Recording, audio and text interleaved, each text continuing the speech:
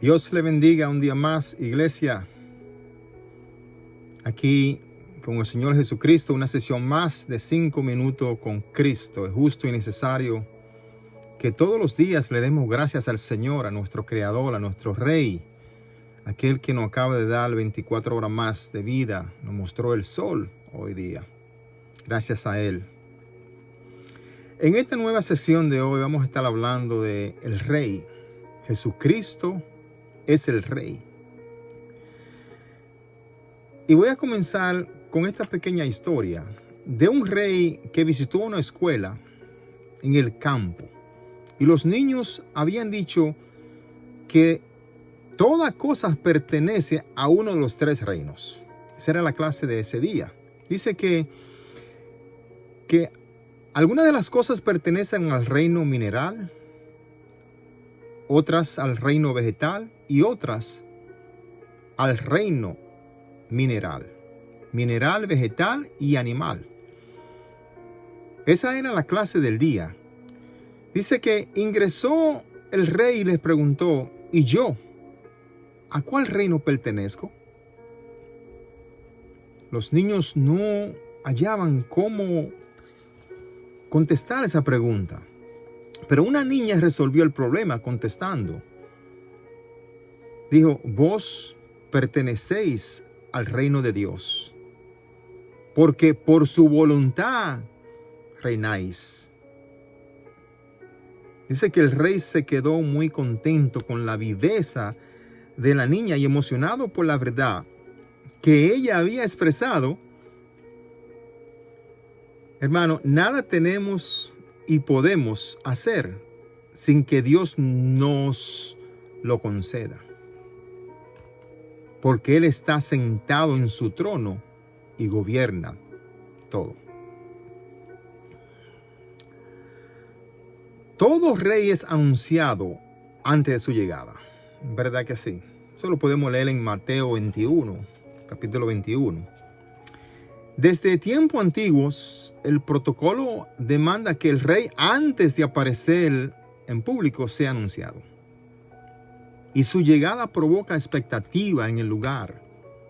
Hay muchos arreglos, preparativos, pues los profetas ya habían anunciado que el rey llegaría, que vendría el verdadero y gran rey,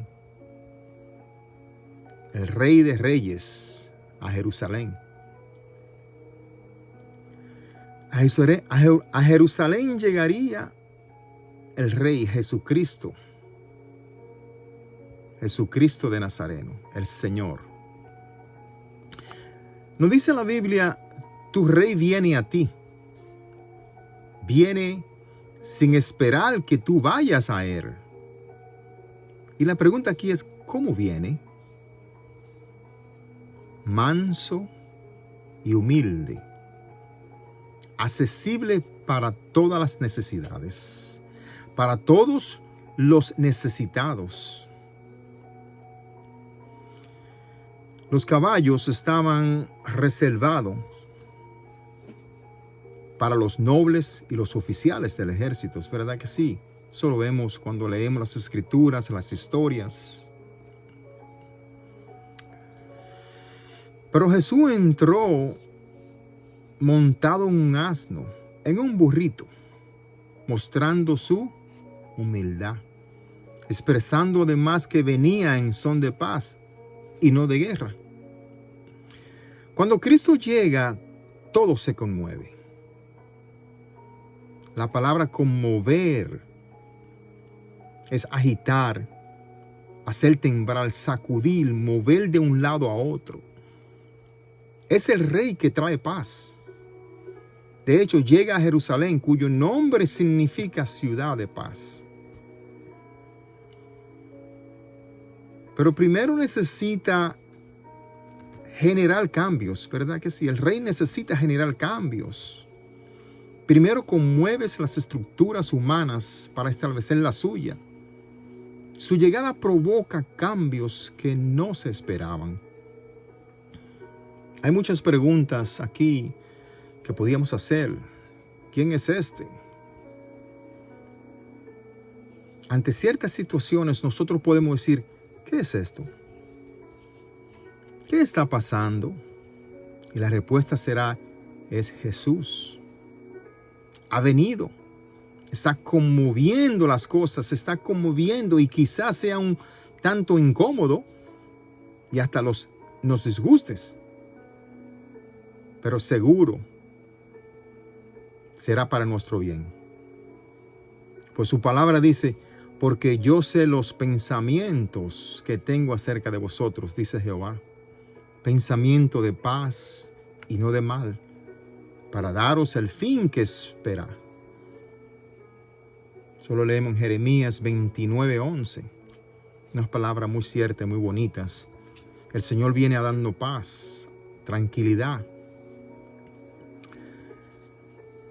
La gente con gozo respondía, es Jesús el profeta de Nazaret.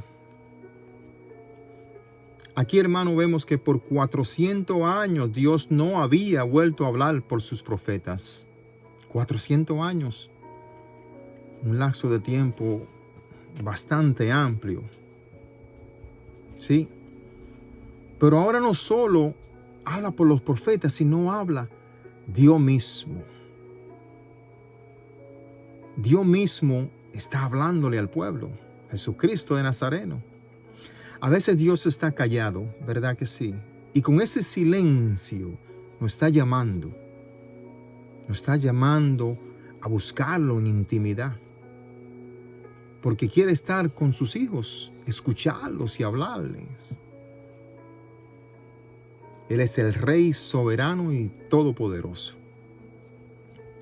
Cristo es nuestro Rey, Salvador y Sanador. Los enfermos, dice que se conmovían al oír que Jesucristo venía a Jerusalén. Cuando se enteraron que Jesús había llegado, vinieron a Él y fueron sanados.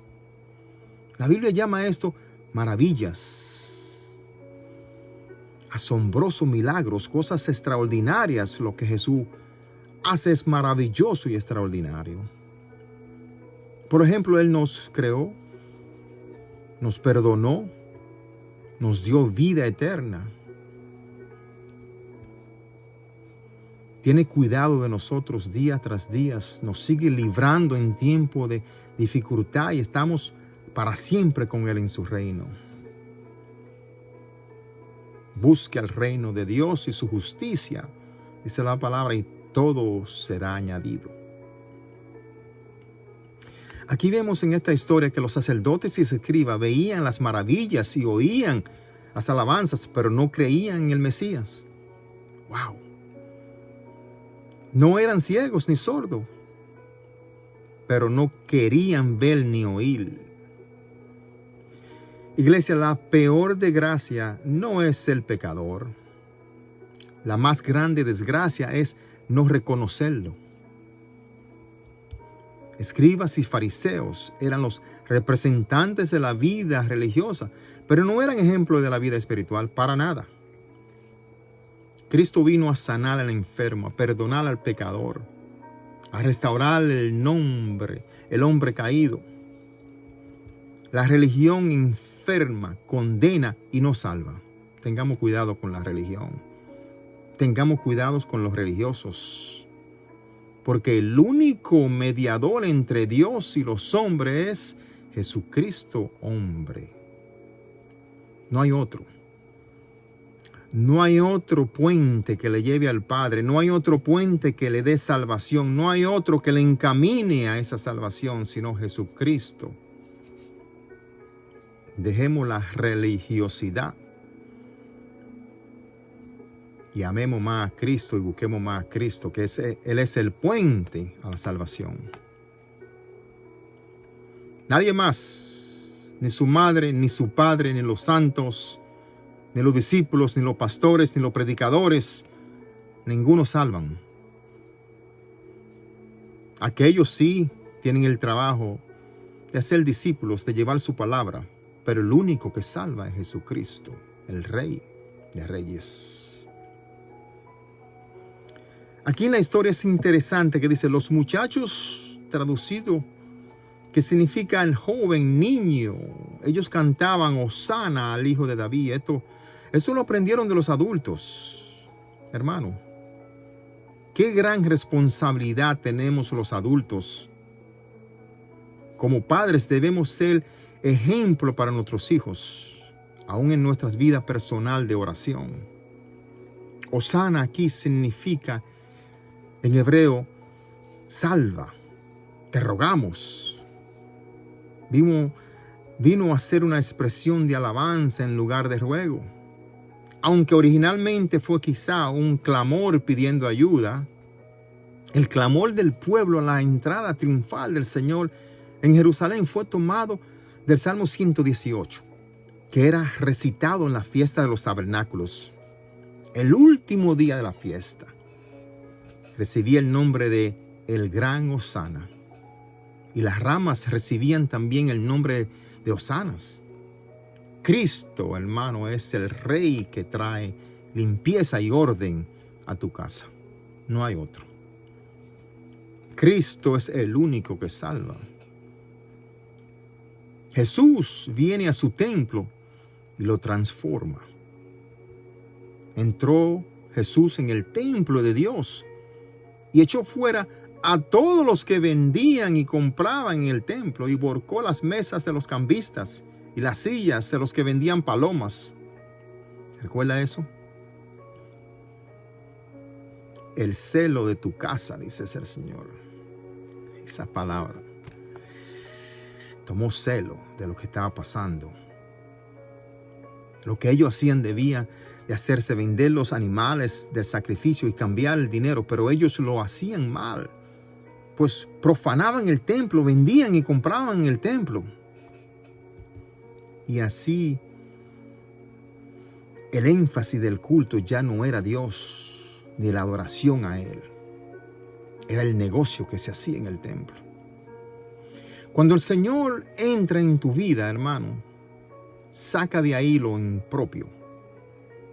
La Biblia nos enseña que Jesús hizo esto 2 veces, al comienzo y al final de su ministerio. Algunas Biblias llaman esto porción, la purificación del templo. La purificación del templo.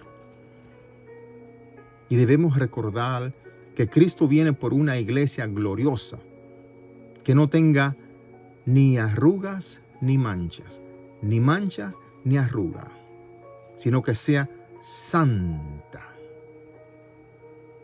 Es por esa iglesia que viene.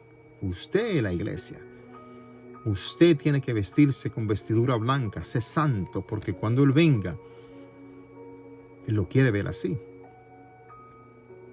Jesús quiere que su casa sea una casa de adoración y poder. Dios quiere, a causa de la adoración de su pueblo, venir, es decir, manifestar su presencia con poder sanador, restaurando y salvando las vidas. Nuestra vida debe ser un lugar de culto a Dios. Somos templo de Dios. Él está en nosotros.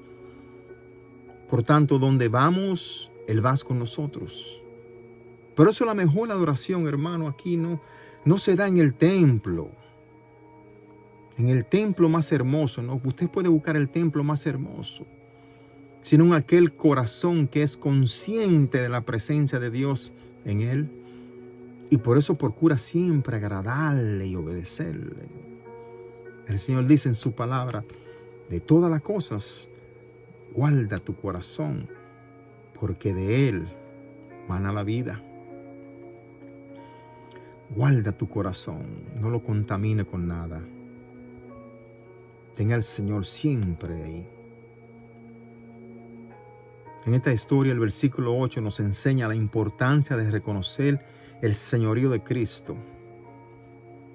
Procurar honrar a Cristo de la mejor manera que podríamos hacerlo desde nuestro corazón. Alfombrando con sus mantos el camino cuando Jesús fue proclamado rey, los príncipes del ejército de Israel pusieron sus mantos debajo de él, en señal de homenaje y sumisión. Esto nos enseña que los que aceptamos a Cristo por Rey y Señor, debemos colocarlo todo bajo sus pies. Ponga todo bajo los pies de Cristo. La mejor adoración que podemos ofrecer al Señor en nuestro corazón sincero, obediente, humilde, sometido a su voluntad,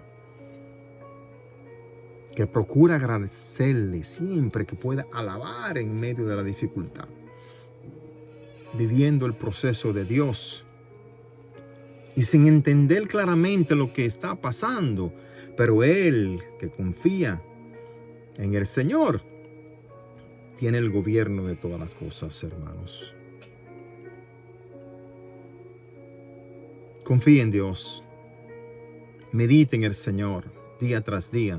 Él es su Rey, su Salvador. No hay otro. Él dice: yo soy el camino, la verdad y la vida. El camino, la verdad y la vida. Y no hay otro delante de mí, dice el Señor. ¿Por qué acudir a otro? Clama a Él y Él te responderá. Y te mostrará cosas ocultas que tú nunca has visto. Sí. Escudriña. El que tenga oído que oiga lo que el Espíritu dice. El que quiera escuchar al Señor, incline su corazón a Él y lo escuchará. Hermano, Dios le bendiga a todos. Una sesión más de 5 minutos con Cristo. Es justo y necesario que le demos gracias a Él. Nunca son 5, siempre son más. Pero de 24 horas, 5 creo que es muy poquito. Adoremos al Rey de Reyes, Jesucristo de Nazareno. Gracias. Shalom, shalom. Dios le bendiga otra vez.